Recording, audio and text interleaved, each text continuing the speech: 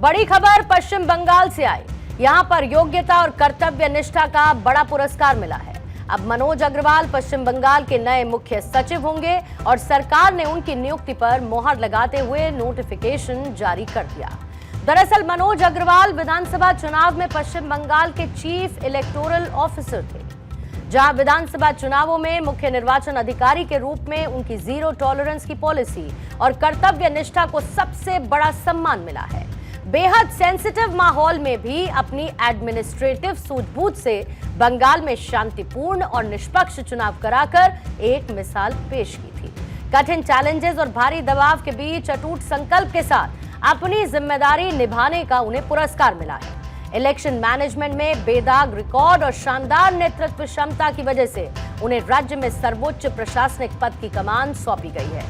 मनोज अग्रवाल की यह नई पारी साबित करती है कि कठिन परिश्रम और ईमानदारी का कोई विकल्प नहीं होता। 1990 बैच के पश्चिम बंगाल कैडर के आईएएस अधिकारी हैं मनोज अग्रवाल। दरअसल इलेक्शन के वक्त ममता बनर्जी बार बार मनोज अग्रवाल से जवाब मांगा करती थी। भवानीपुर में जब रिजल्ट आया तो उस वक्त भी ममता बनर्जी ने कहा था कि मनोज अग्रवाल जवाब दें। जाहिर है कि चीफ इलेक्टोरल ऑफिसर के तौर पर उनकी वहां पर बड़ी जिम्मेदारी थी और उन्होंने इस जिम्मेदारी को पूरी निष्ठा और ईमानदारी से निभाया था।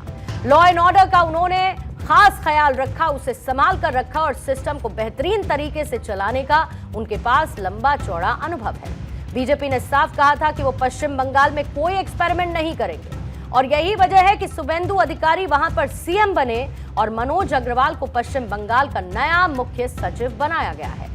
उनकी नियुक्ति तुरंत प्रभाव से की गई और ऐसा माना जा रहा है कि उनकी क्लीन इमेज का फायदा पश्चिम बंगाल को मिलने वाला है।